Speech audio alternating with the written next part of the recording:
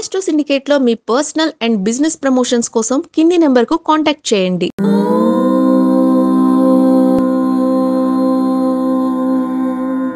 నమస్తే, welcome to astro syndicate. నేను మీ కిరణ్ శర్మ. చాలామందికి ఒక రకమైనటువంటి ఉద్వేగం, జాతకంలో కూడా ఇవి చెప్పొచ్చా, షేర్ మార్కెట్ కూడా చెప్తారా అనేటువంటి వ్యక్తులు ఉంటారు. అందుకే షేర్ మార్కెట్ గురించి నేను సరైనటువంటి ఒక వివరణ, ఒక విశ్లేషణ చేసుకుంటూ ఉంటాను. నేను ఏది కూడా ఇష్టం వచ్చినట్టుగా ఉట్టిగానే మీతో మాట్లాడడానికి ఉండదు. నేను దాదాపుగా ఎనాలిసిస్ చేసుకుంటూ ఉంటాను. ఇలా నేను ప్రతి ఒక్కటిని కూడా ఎనాలిసిస్ చేసుకుంటూనే ఉంటాను. అలాగే ప్రతిరోజు కూడా నేను ఈ విధంగా గత వారం ఏం చెప్పాను, ఈ వారం ఏం చెప్పబోతున్నాను అనేటువంటి ప్రతిదీ నేను రాసి పెట్టుకుంటాను.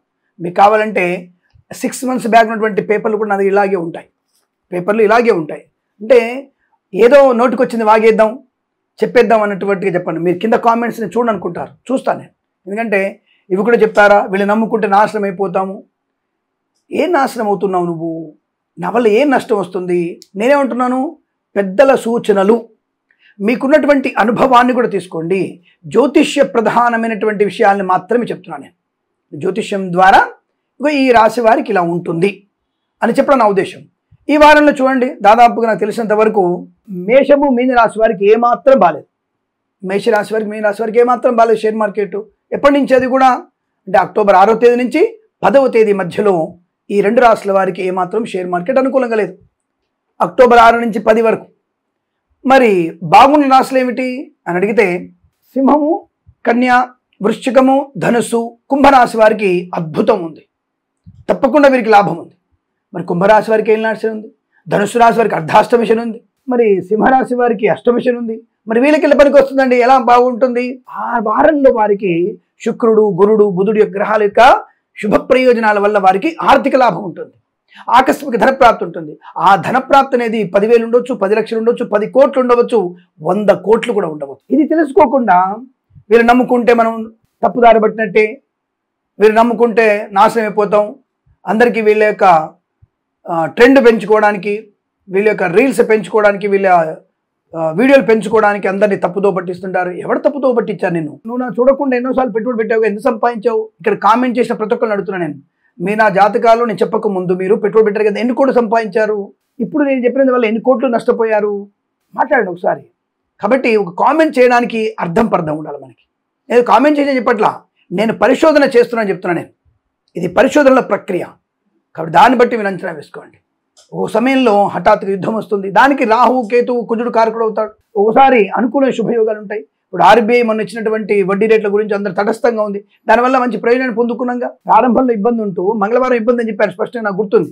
ఆ తదుపరి డెవలప్ అవుతుందని చెప్పాను. అనుకున్న స్థాయిలో ఉన్న దాదాపుగా మనం, నేను చెప్పినటువంటి దాదాపుగా స్థాయిలోనే ఉన్నాం. మనం లాభాలు పొందుకొని ఉన్నాగా. దాని నుంచి కంగారు ఎందుకు పడుతున్నారు మీరు? కాబట్టి ప్రతి విషయం గురించి అనవసరంగా ఆందోళన పడకండి. అలా అని చెప్పేసి నేను ఇది చెప్పిందే పూర్తిగా నమ్మి మీరు పెట్టుబడి పెట్టకండి. నేను చెప్పిన వాటిల్లో ప్రయోజనం ఉంది అనే విషయం కన్ఫర్మ్గా చెప్తున్నాను. ప్రయోజనం ఉంది, ప్రయోజనం ఉంటుంది అని చెప్పేసి నా మీద ఆధారపడమని చెప్పలేదు. మీ నాన్నగారు చెప్తారు, మీ అమ్మగారు చెప్తారు, నాన్న పర్లేదురా ఇప్పుడు దాంట్లో స్టీల్లో నువ్వు పెట్టుబడి పెట్టేసి అని చెప్తారు. స్టీల్లో మీ అమ్మగారు 10 లక్షలు పెట్టమంటారు. రబ్బర్ మీద మీ నాన్నగారు 10,000 పెట్టమన్నారు. మొత్తం మీద 10 లక్షల 10,000 నష్టం వచ్చింది. మీ నాన్న మమ్మల్ని దూషిస్తున్నారా?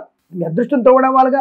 మీ జన్మజాతకంలో అష్టమ స్థానంలో బలం ఉందా, ఏకాదశి స్థానంలో బలం ఉందా, ధనస్థానంలో బలం ఉందా? ఇవి తెలుసుకోవాలిగా. పుణ్యబలం ఎంత ఉంది, ఇవన్నిటిని తెలుసుకొని మేము చెప్తాం మేము.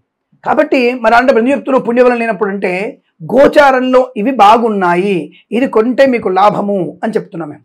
ఇది సూచిస్తున్నాం మేము. ఆ సూచన వినియోగించుకొని మీ అనుభవాన్ని రంగరించుకొని మీరు కొనవచ్చు, దీర్ఘకాలం పెట్టుబడి పెట్టవచ్చు, లాభాలు పొందుకోవచ్చు. దాని గురించి ఎందుకు అంత కంగారు పడుతున్నారు?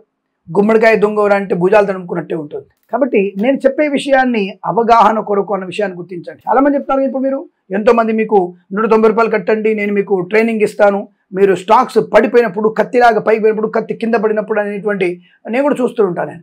మరి వాళ్ళందరూ కూడా 100% ఉంటే మన దేశీయ పార్టీ కొన్ని వేల కోట్లు, కొన్ని కోట్ల మందికి, కొన్ని లక్షల కోట్ల వ్యాపారం చేయాలి, లక్షల కోట్లు అందరు అధికారులు అవ్వాలిగా. ఎన్నో ఉన్నటువంటి మీరు 190 కట్టండి చాలు, మీకు స్టాక్స్ ఎప్పుడు ఎలా పెట్టాలో చెప్తాను మీకు అని చెప్పేవాళ్ళు చాలామంది ఉంటారుగా. మనం అందరి గురించి మాట్లాడేందుకు అవగాహన కోసం ఉన్న విషయాన్ని గుర్తించుకొని, ఇంత ఉపన్యాసం ఎందుకంటే కామెంట్ చేయడం చాలా ఈజీ, దాన్ని తిరిగి వెనక్కి తీసుకోవడం కష్టం. ఆ విషయాన్ని గమనించుకొని మీరు ఆర్థికంగా అభివృద్ధిలో ఉండాలని అమ్మవారిని మనస్ఫూర్తి కోరుకుంటాను. ఈ వారంలో మరి ఏ షేర్స్ బాగున్నాయి? బ్యాంకింగ్ షేర్స్ అన్ని బాగా ఉన్నాయి. Axis bank, Canara bank, SBI, ప్రభుత్వ బ్యాంకులు, ఐసిఐసిఐ, అలాగే హెచ్ఎస్బిసి, హెచ్డిఎఫ్సి బ్యాంకులు బాగా లాభాలు ఉన్నాయి. తర్వాత కెనరా బ్యాంక్ అద్భుతమైనటువంటి లాభాలు పొందుకునేటువంటి అవకాశం కూడా కనపడుతోంది. కాబట్టి బ్యాంకింగ్ సెక్టార్లో ఎస్ బ్యాంక్ కానీ యాక్సిస్ బ్యాంక్ కూడా మంచి లాభాలు పొందుకునే అవకాశాలు ఉన్నాయి. తప్పకుండా ఆ షేర్స్ మీరు కొనుగోలు చేయవచ్చును, ఇది సూచన. రెండవది, ఫార్మా షేర్స్ అన్ని కూడా తటస్థితే కొనసాగుతోంది. వాటి వల్ల పెద్దగా లాభం లేదు. ఒకవేళ కొంటే మీరు దీర్ఘకాలికమైన పెట్టుబడి పెట్టే ప్రయత్నం చేస్తే మీకు చాలా మంచిదన్న విషయాన్ని గుర్తించండి. మరి ఈ వారంలో సెన్సెక్స్ ఎలా ఉండబోతుంది స్వామి అనే విషయం అడిగినట్టయితే, అంటే ఒక మామూలు రేంజ్ స్టార్ట్ అయ్యేది 80,700కు ప్రారంభమై 80,905 సపోర్ట్ లెవెల్కి వస్తుంది. అది అలాగే ఒక ఎక్సలెంట్ రెసిస్టెన్స్ స్థాయి ఎక్కడంటే 82,810, 82,810. అక్కడి నుంచి అంటే అక్కడి స్టార్ట్ అయ్యి రెసిస్టెన్స్ 83,050 వరకు వెళ్ళవచ్చు. 81,207 లాస్ట్ వీక్ ఉంది స్వామి ఎండింగ్ లో. మరి మీరు 83 వెళ్తే ఆఫ్ కోర్స్ వెళ్ళడానికి అవకాశం ఉంది ఖచ్చితంగా. 200 పెరగల, 80 నుంచి 81,200 రాలే మనం. కాబట్టి అలాగే ఈ వారంలో కూడా 83,050 కూడా వెళ్ళవచ్చు. అటువంటి స్థాయి, అటువంటి development, support level, resistance level బాగా కనపడుతోంది. అలాగే నిఫ్టీ వచ్చేసి మనకి 25,560 మ్యాక్సిమం 25,560లో ఉంటే అవకాశం ఉంటుంది. అలాగే సపోర్ట్ లెవెల్ అంటే మధ్యస్థంగా ఎలా ఉంటుంది అని అడిగితే 24,750 నుంచి 25,100 వరకు సపోర్ట్ లెవెల్ కొనసాగుతుంది. తప్పకుండా ఈసారి ఈ వారంలో దీపావళి ముహూర్త సందర్భం కానీ సెంటిమెంట్ కానీ వారం తప్పకుండా బాగా పనిచేస్తుంది. దీపావళి వరకు సెంటిమెంట్ వర్కౌట్ అవుతుంది.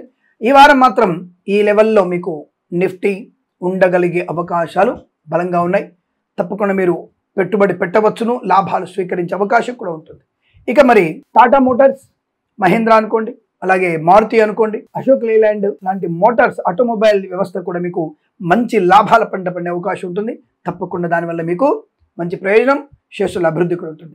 అలాగే సెంటిమెంట్ వర్కౌట్ చాలా ఉంది కాబట్టి మీరు తప్పకుండా ఈ ఐపీఓ లాంటివి కొత్తగా వస్తున్నటువంటి వాటిల్లో పెట్టుబడి పెట్టవచ్చును, లాభాలు పొందుకునే అవకాశం ఉంటుంది. తప్పకుండా వాటిలో పెట్టుబడి పెట్టండి, లాభాలు స్వీకరించే ప్రయత్నాన్ని తప్పకుండా చేయవచ్చును తెలియజేసుకుంటుండు. అలాగే ఇన్ఫ్రాస్ట్రక్చర్లో కూడా మీరు పెట్టుబడి పెట్టచ్చు. కాబట్టి ఇన్ఫ్రాస్ట్రక్చర్ కూడా మీరు దానిపైన ఏదైనా కొత్తగా ఉంటే వాటిల్లో పెట్టుబడి పెట్టండి. ఐపీఓల మీద మంచి లాభాలు స్వీకరించే అవకాశం కనపడుతోంది. ఇది ఈనాటి షేర్ మార్కెట్ సమాచారం మీకోసం.